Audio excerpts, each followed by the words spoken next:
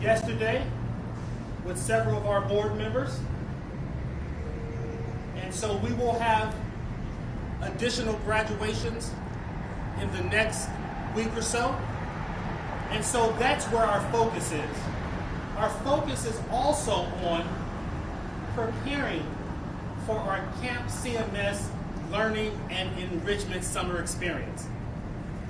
We're preparing to welcome more than 30,000 students through our doors.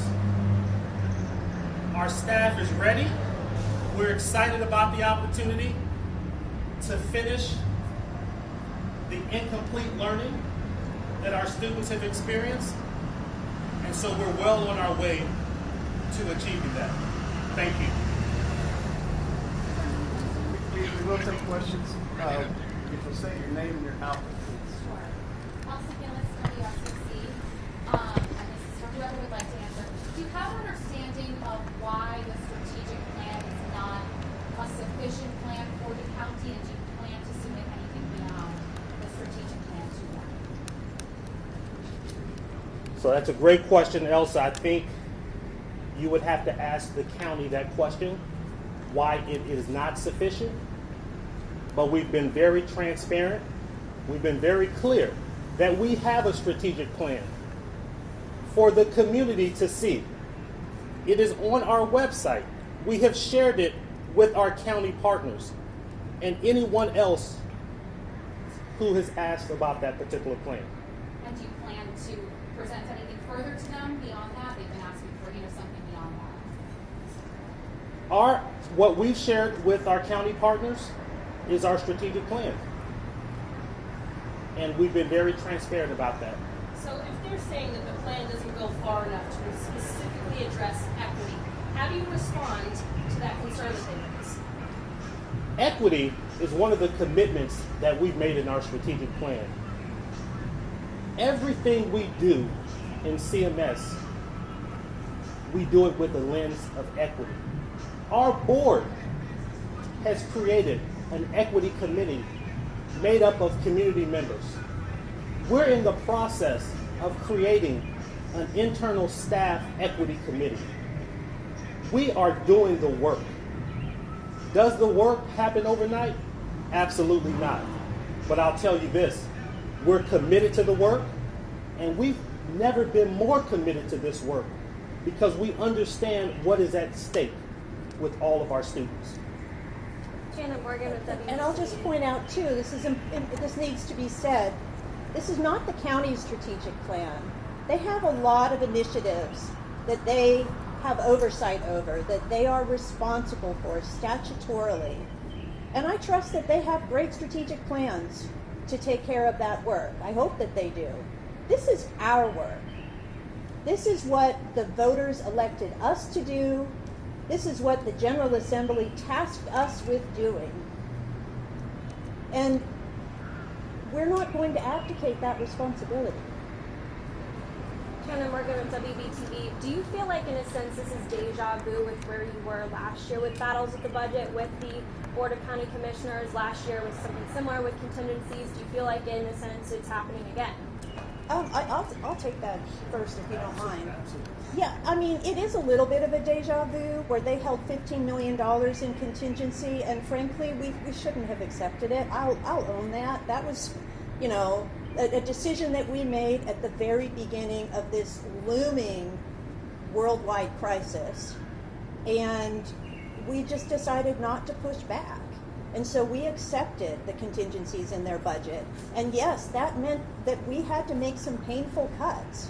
We had to eliminate positions in the classroom when we needed them the most.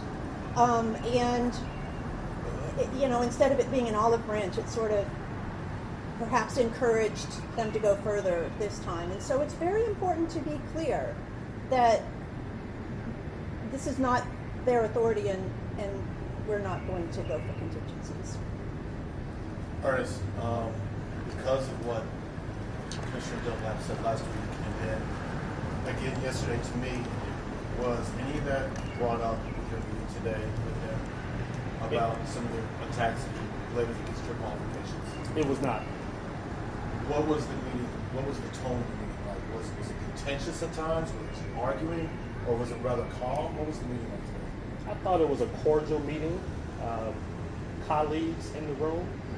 We were respectful of one another. There were disagreements. And so that's how I would categorize the meeting. Sorry I didn't introduce myself last time. Tanya Mendes, WCNC. So since you find yourselves at an impasse, could you find yourselves in court? Well, Madam Chair, would you? I will take that. No, nobody has ever spoken about a lawsuit. There are steps, very clear steps spelled out in statute for how to handle things when there's a dispute in funding between boards of education and boards of county commission. And so we'll follow those steps. Two more questions. Ernest, can you explain in great detail, because they reiterated again yesterday, the withholding of this funds is strictly executives like yourself and maybe other principals, people within the county, and it will have nothing to do with students or teachers. They have reiterated that time and time again because of a line item budget. So can you explain in detail how this directly impacts, and how will that impact them when they're saying it has nothing to do with teachers or students? Here's what I will say.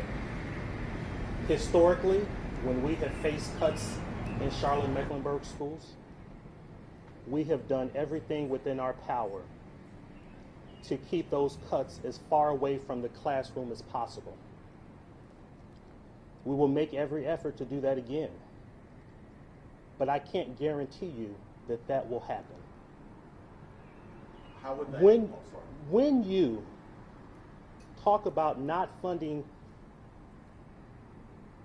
assistant principal positions and understanding how important our assistant principals and other employees who would be impacted are to the fabric of our schools, that will have a direct impact on students. I don't see any way around that. When you talk about impacting funding for our finance or human resources division, individuals who help make those hiring decisions, it will have an absolute impact on our kids. I do want to say, Chandler, you asked a question earlier that as part of your question, it was a component that required us to look backwards. You talked about deja vu. And I know that Chairwoman Dashu and Vice Chair Ms. Byers-Bailey, we're focused on moving forward because that's what our kids require. We can't afford to take backward steps. But if I could for a moment, I want to share with you what I spent time doing yesterday. I called the mother of a student in Charlotte Mecklenburg schools who was killed this past weekend. A 9th grader at Olympic High School who will not have an opportunity to graduate with his peers. Mom was heartbroken. His name is Elijah. It was one of the most difficult calls that I've had to make. And I will tell you,